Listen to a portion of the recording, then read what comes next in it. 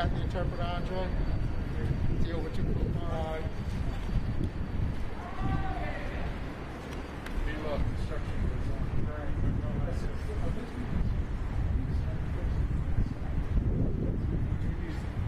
Everyone set?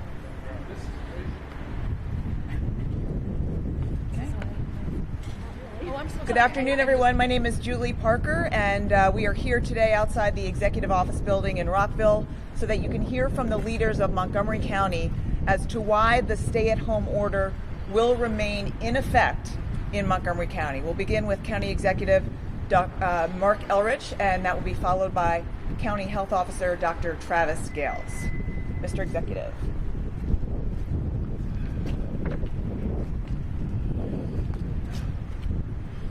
How is everybody today? And can you hear me?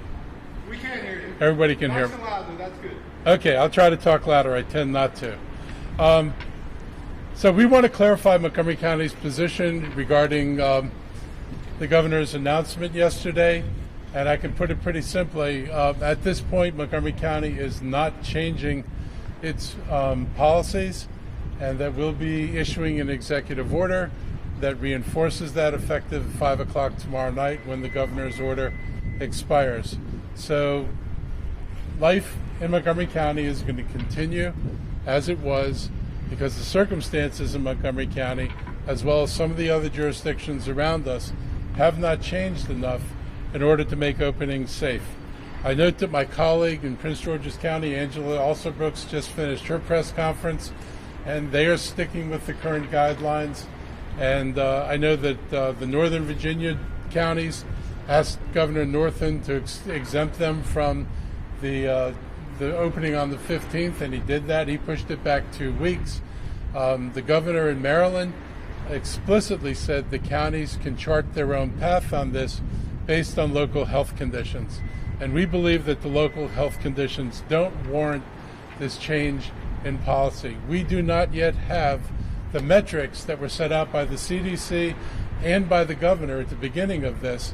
Those metrics have not yet been achieved, and Dr. Gales will talk more about that. Montgomery County has the second highest number of cases in the state behind Prince George's County. And these two counties have half of the cases of the state.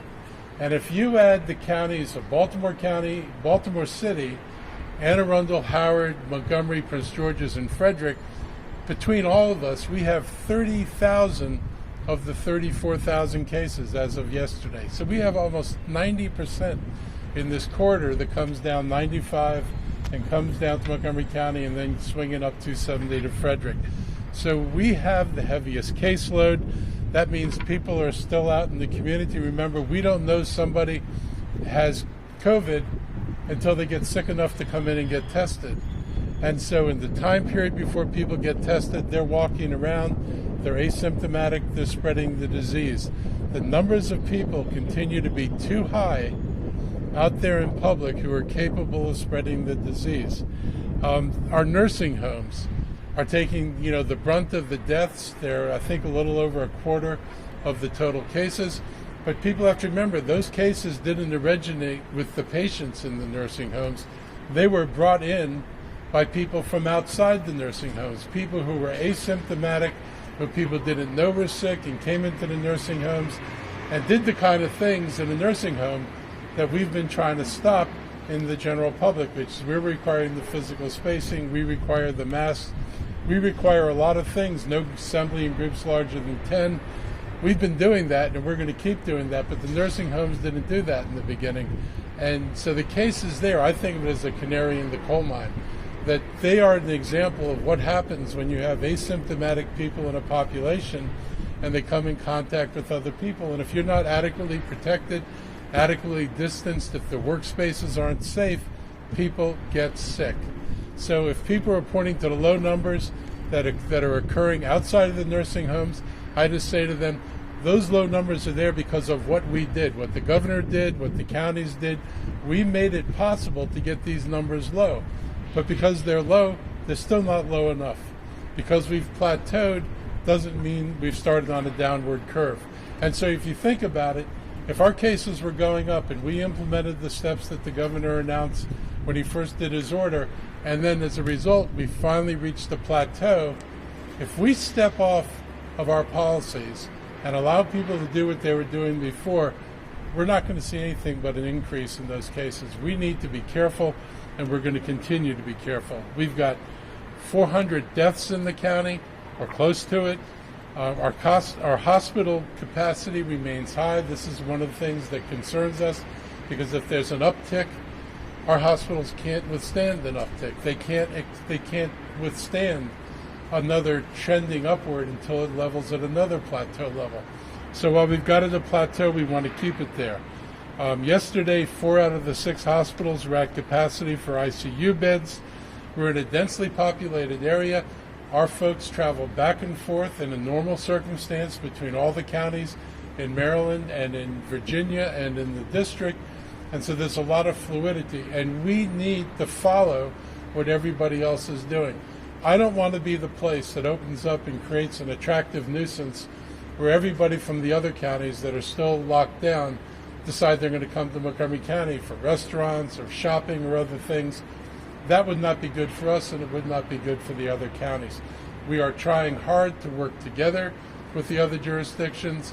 I've been in daily discussions now with the county executives from the other jurisdictions. We are trying to have as similar policies as we possibly can, and we're going to stay on that track.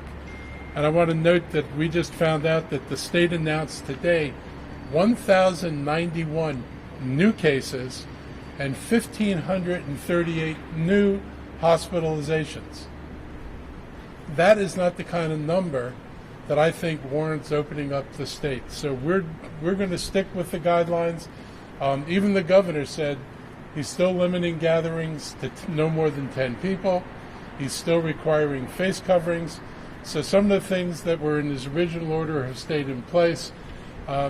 I know that a lot of people think of it as a stay-at-home order, but the truth is people were able to go shopping, go to grocery stores, go to Home Depot, Best Buy, hardware stores, drug stores. So people weren't exactly forced to stay home. Other jurisdictions, other countries have done a stricter version of that than anybody in the United States has. So we're not saying that people have to stay home. We ask you to stay home, but you can go to a park and walk in the park as long as you simply walk in the park. You can't use play equipment, you can't sit at the benches and congregate, you can't open up a barbecue there and start cooking for your friends and having lunch. But if you want a simple walk in the park, take it. If you want to walk around the streets, we know people have been walking their neighborhoods, they've been walking some of the downtowns. You can do that. What you can't do is get closer than 6 feet. You can't take off your mask. You've got to do everything you can do to keep people safe. I've listened carefully to what Dr. Fauci said. I have no doubt that we are following what is the best advice from America's leading expert on this subject, and we're going to continue to do everything we can do to make Montgomery safe. And we're going to work with our partners and think of this as the same thing as why we ask you to wear a mask.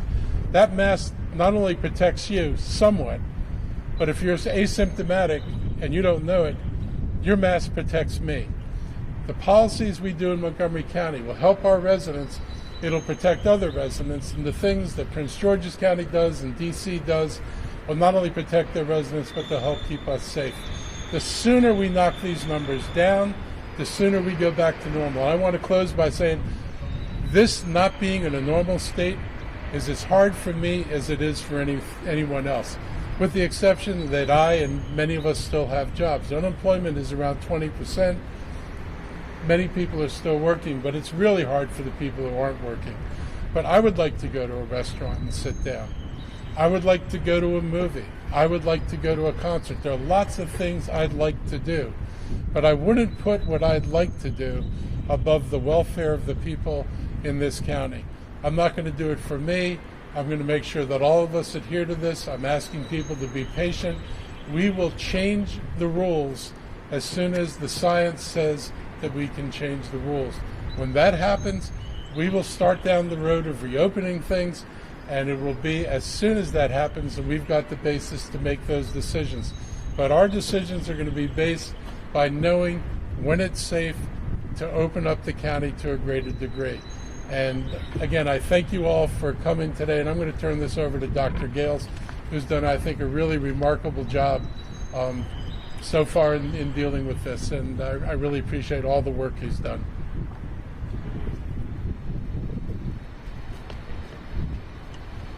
Good afternoon, everyone. Thank you, County Executive Elrich. Thank you to the county leadership as well as county council as we steer through this process. This is hard. This is hard. We know it's hard. As county executive mentioned, we're all living through uncharted territory. There is no playbook in terms of how we move forward or how we navigate through this. So we appreciate your patience at home. And I hope you understand, just as we talked over 2 months ago when we had our first cases, that we are utilizing the data as best as we can to make sure that we're putting in and emphasizing policies that are keeping you safe at home, because that is our priority. Now, I'm going to list out a number of metrics that we are looking at that are consistent with what the state has looked at and what some of our other peer jurisdictions have discussed.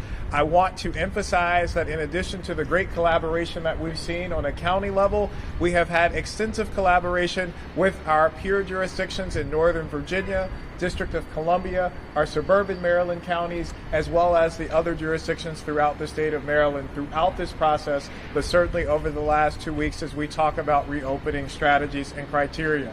I also want to emphasize that we are, in this time, it's not the time to retreat.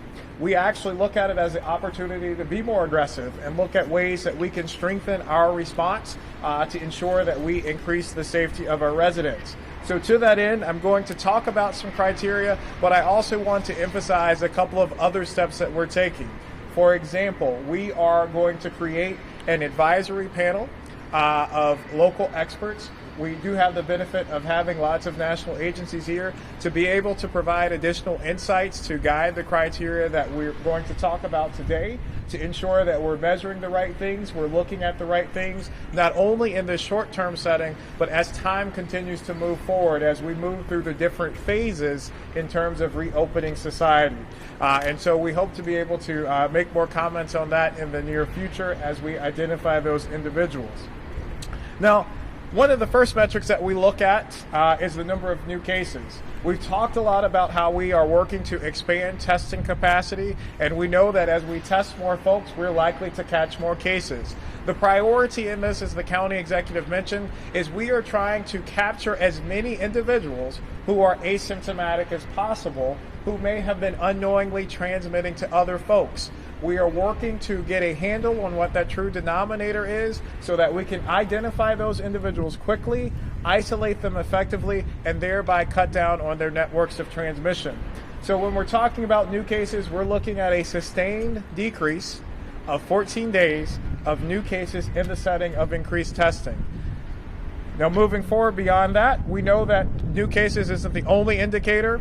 We also want to look at a host of other factors that are related to outcomes. Again, looking at a sustained decrease in the hospitalization rate. Currently, the state hospitalization rate is approximately 19%.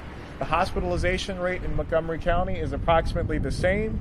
We'd also like to see a sustained decrease in the percentage of ICU beds used from a critical care perspective. We'd like to see decreases in the number of daily deaths. Unfortunately, right now, we're seeing high single digit and low teens. We'd like to see that number ultimately decrease to 0, but certainly decrease to lower digits in comparison to where we are today. We'd also like to see a decrease in the number of folks who are presenting to our emergency rooms and healthcare settings who may not require hospitalization, but are showing up with COVID-related symptoms. Now, it's important to think about those in the context, as the county executive mentioned, is those are good measures to determine what is the burden and impact on our healthcare facilities. Now, certainly if we're requiring lots of hospitalizations, that's taking up bed capacity. We'd like to see a significant decrease in that number, the percentage of acute beds, as well as intensive care beds, because in the event that we have an uptick of new cases in the future or a surge of new cases in the future, we want to make sure that we have the adequate capacity to be able to take care of those individuals. Now, a lot of this is contingent upon testing capacity. Now, you've all been a part of our frequent conversations where we've charted the history behind testing related to COVID-19, but I'm happy to report that we continue to explore new options and opportunities for less invasive techniques, other opportunities to be able to scale up and get more people access to testing opportunities. We've created spaces utilizing our emissions center. We've created other alternative sites.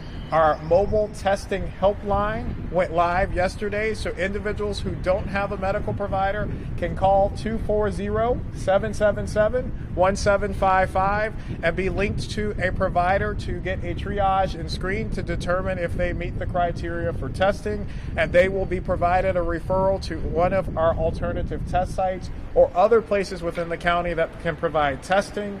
Additionally, we hope to stand up later this week a mobile testing army, if you will, that will be able to go on site and provide additional testing in pop-up venues or specific focus places that have been deemed to be high risk. We continue to work with our ready responders from the state to provide that service already in some limited capacity. Those individuals have gone through and tested a lot of our homeless shelters, as well as families who've been identified by community agencies as high risk, particularly within our high volume zip codes 20902, 20904, and 20906. And hopefully, within the next day or so, we will be able to launch an aggressive high throughput testing opportunity that will initially prioritize our essential employees across the county, including our first line responders, our healthcare workers, and all of the individuals who have been asked to work throughout the last 2 months to ensure that we have adequate provisions and access to services we need for our daily lives. Now, our goal of testing capacity, I know lots of different jurisdictions have talked about this. We want to make sure that before we reopen, we have the capacity and ability to test approximately 5% of our population on a monthly basis. That approximately is about 55,000 tests a month. We feel that we've made great progress in getting to that place. And when we test folks, there's another number that I want to throw out. It's called test positivity. So as we test more folks, ultimately to determine the true effectiveness of our measures, we'd like to see the number of positive cases come down. Currently, the state test positivity is approximately 19%. We're a little bit higher at 24%. So we'd like to see that number come down, meaning that we're identifying and cutting out the number of new cases that are happening within our community. Part of this is also, let me take a step back. Currently to date, we have tested approximately 3% of the population in Montgomery County. And as we said, we want to continue to increase opportunity and access to get that number higher. Part of the other effective toolkit with testing relates to contact tracing. We are working very closely with our colleagues at the state, utilizing the state platform that they have created that will allow for us to effectively contact every new case within a 24-hour period, and then augment and supplement that system with additional resources to do the necessary follow-up within contacts, again, to identify people quickly, get them isolated quickly, and make sure they have adequate provisions to isolate safely, and for other individuals to have access to testing after they've been identified as a contact. Now, the last piece I want to mention is an important area, and this is more so a goal that we look through across all of these different measures and all of the work that we do. We have been told and have seen, even in our jurisdiction, disparities in COVID-related outcomes. We know that we have tremendous work to do to address those concerns, and so equity is an important measure of success in terms of our ability to move forward. So we're making sure that we have initiated those discussions, we're having those discussions, and we've created a framework and infrastructure to be able to address the significant social determinants of health that are related to COVID-19 and make sure that we have apparatus in place to address those inequities that have been documented. So we will be also putting out, I know I talked a lot about the different measures, we're going to simplify this on our website and make sure that folks at home have an opportunity to see the metrics up close, be able to follow them closely, and be able to see where we stand in terms of moving forward. Now, from a general perspective, we are making progress on all of these different measures. As the county executive mentioned, we had seen some decreases in the overall numbers for a few days, and we saw a spike up over the last 24 hours. So we're going to continue to monitor and look at all of the days in relation to one another to make sure that we're making positive progress. And at this time, I'm not saying a particular date of reopening. Again, we will continue to follow and work closely with our colleagues in our peer jurisdictions close by, but we will make sure that folks have access to information to follow along how we're measuring these respective metrics to help determine when it's safe to reopen. Thank you. County Executive, a virus by its nature cannot recognize a political boundary. And you make the point that in this reopening that will happen at 5 o'clock tomorrow, there will no doubt be more transit throughout the state of Maryland. Given that the governor gave latitude to county like yours to make this decision, they don't seem to have a problem with what you're doing. But given the metrics you just laid out, are you concerned that the governor is moving too quickly on this? Look, personally, I think he went farther than he probably should have right now. I think he should have waited till the cases were at least on a downturn for some period of time so that you knew that you had more control over the virus than we have right now. And I think the numbers from yesterday are not insignificant. So I would have wished that he had done otherwise. The fact is that since we're going to stay largely as we were, there won't be opportunities for people to come here and infect. You know, I do worry about things opening up in other jurisdictions and people going there because they can do things. And if you think about some of the rates in the D.C. metropolitan area, I frankly don't think you want residents from here going to places where there aren't restrictions, where you don't have to wear face coverings, where, you know, whatever else, you know, we've asked for.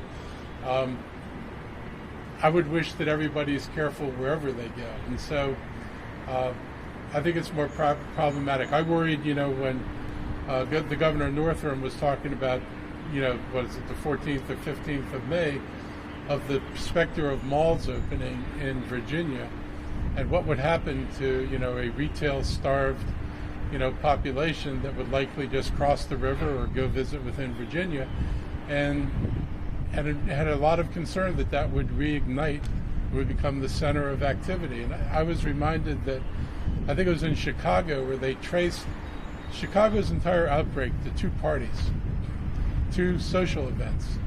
And so you think about a social event and then you think about opening a mall, that's a problem. I will note, though, that the governor did not open the malls. I read the order again, and what he says is that if you're a mall, and this was true before, a grocery store or a pharmacy that only has access from the inside of a mall can continue to open. But people can't use the concourses of the mall, and the only stores otherwise that can open are stores that have outside access to the store rather than inside access to the store. So even there, he's not fully opened all businesses. There's still this understanding that you really don't want to invite large crowds and lots of opportunities to interact. Any other questions?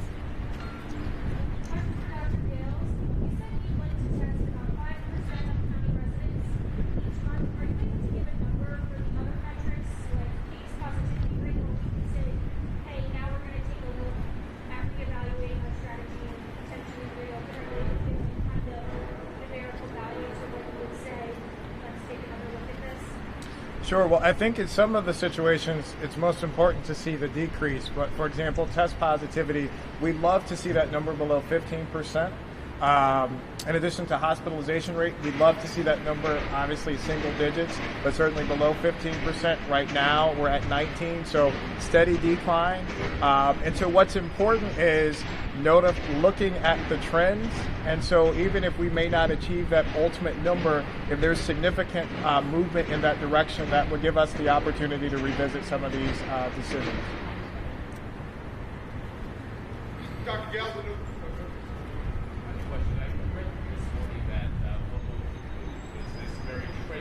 restaurant in D.C. said they can no longer remain open. They're not going to remain open. Are you aware, Mr. Elrich, of any businesses that have name recognition in Montgomery County that have already told you, we're done, we just can't sustain this? I'm not sure I know businesses with name recognition, but I know businesses who said that they don't believe they're going to be able to reopen. I mean, everybody's fear, and this is unaddressed by Congress so far, is that if you're facing 2, now maybe 3 months of back rent, and you haven't been open, the businesses are wondering, why would I bother to open if I'm not going to be able to pay this rent? And if I'm not going to be able to pay it, I might as well close. That is, to me, the nightmare scenario that's facing not just Montgomery County, but America. I am hoping that Congress figures out how to make ultimately the lenders whole. And that's not my normal sentiment. You guys know me well enough to know that. But the truth is that if a tenant, whether they're a resident or commercial tenant, doesn't pay the rent to the landlord, then that landlord's not going to be able to pay his mortgage to the lending company, the bank or the large commercial lenders. And if they're not able to pay and people close them down or evict either the businesses or the residents, we're going to have a very hard time recovering. And so while I think people at that end of the world need to take some sacrifices, they shouldn't be the only people who expect to collect everything that's owed them. I think everybody would like to collect everything that was owed them. I think that we need to figure out a way to spread this pain around enough that we can provide enough relief that businesses don't have to worry about reopening. I've raised this with the governor, I've raised this with our federal delegation, that we really need to take that extra step to make sure people aren't facing a mountain of debt. Because, you know, most small businesses in particular, they don't make a lot of money. They operate on really slim margins. And the idea that in a month or two they'd suddenly be able to come up with 2 or 3 months back rent is just flat out unrealistic. And so I think, and I've said this before, when you fight a war, no one ever says, when are you going to pay this back? We're fighting a war here. Nobody should be saying, when are we going to pay this back and how much is it going to cost? We ought to be saying, what's it take to win this and win it in a way that we get back to normal and as completely normal as possible. And that ought to be a bipartisan message. You know, this shouldn't be the province of any one political party. We all have an equal interest in normalcy returning and people being able to get back to work. But that means they're going to have to do some things they haven't been willing to do so far. Hopefully they can summon the courage to do that. Dr. Gass, another question about testing. You had said that you're at a 3% rate right now of testing in Montgomery County. Is that correct? We've tested 3% of the population based upon the total number of tests that have been completed. Okay. Yesterday we spoke to Dr. Nesbitt in D.C. about testing, and she explained that in the district, they have criteria on who they test. High-risk healthcare workers, somebody who's been exposed to a COVID-19 individual. Is that how it works in Montgomery County? And Dr. Fauci said in his testimony the other day that the road to recovery runs through testing. So why 2 months into this are we only at 3%? Could you explain the hurdles, the challenges? Why do we not have a robust testing effort underway in what is the home of the National Institutes of Health? Sure. How much time do you have? To be perfectly candid, the lack of testing capacity is not only something we've experienced here, it's experienced across the country. It's been one of the great failures of the system, and in large part due to the lack of leadership from the federal government in providing us the resources that we need to accomplish that goal.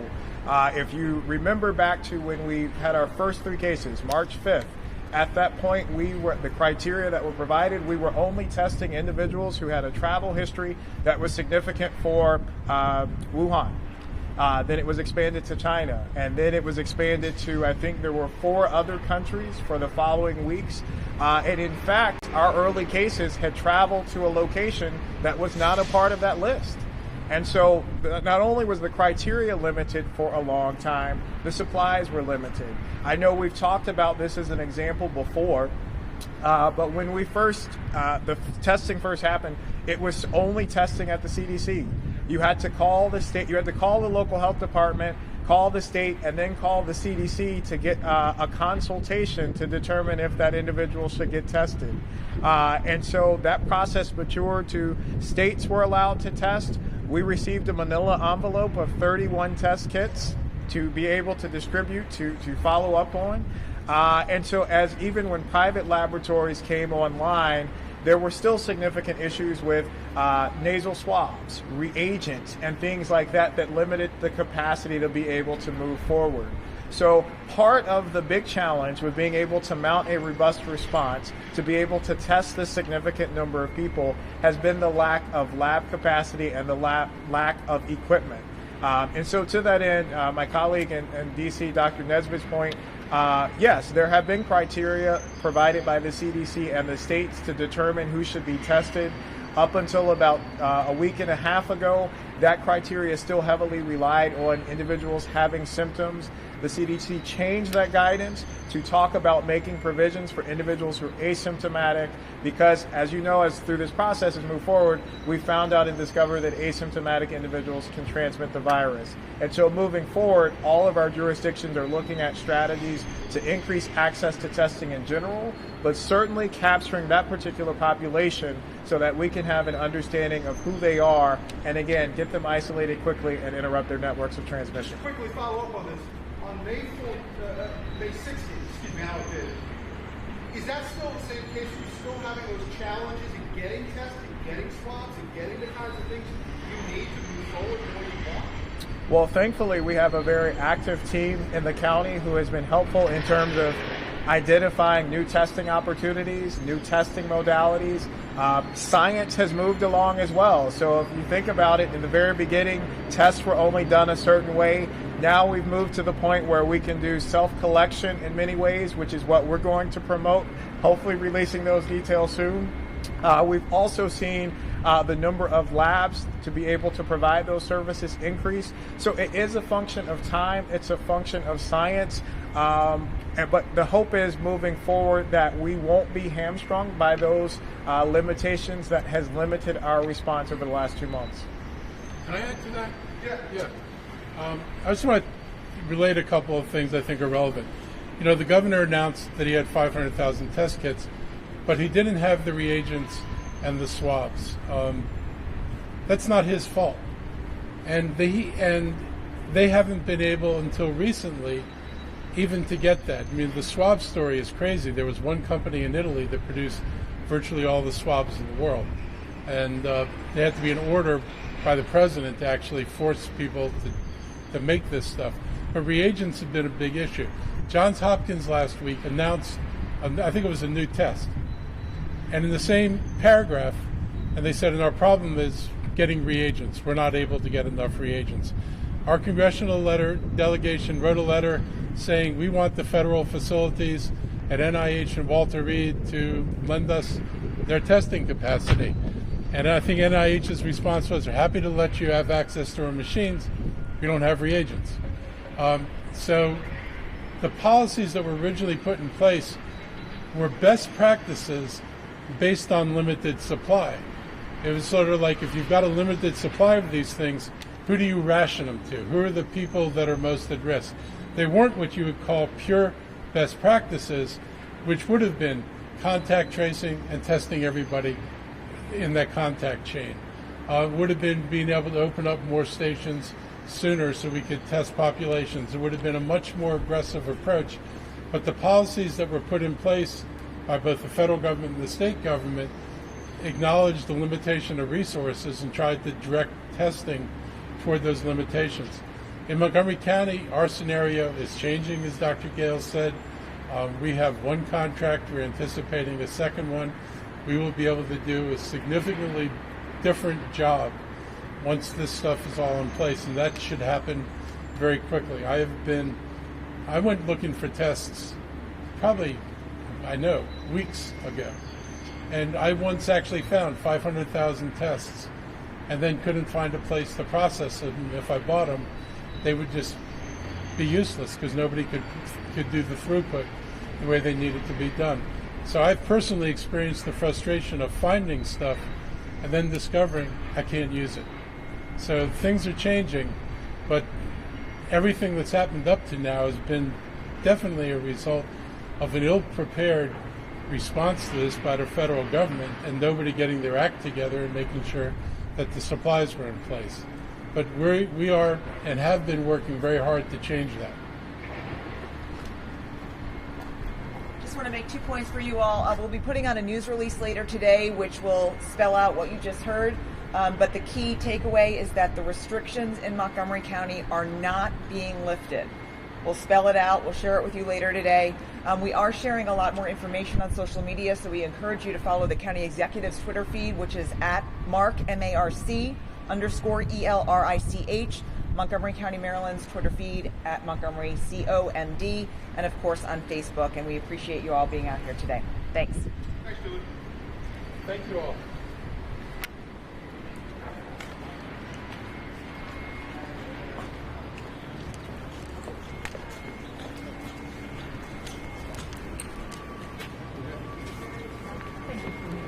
Oh, absolutely. I'm sorry I was on the way.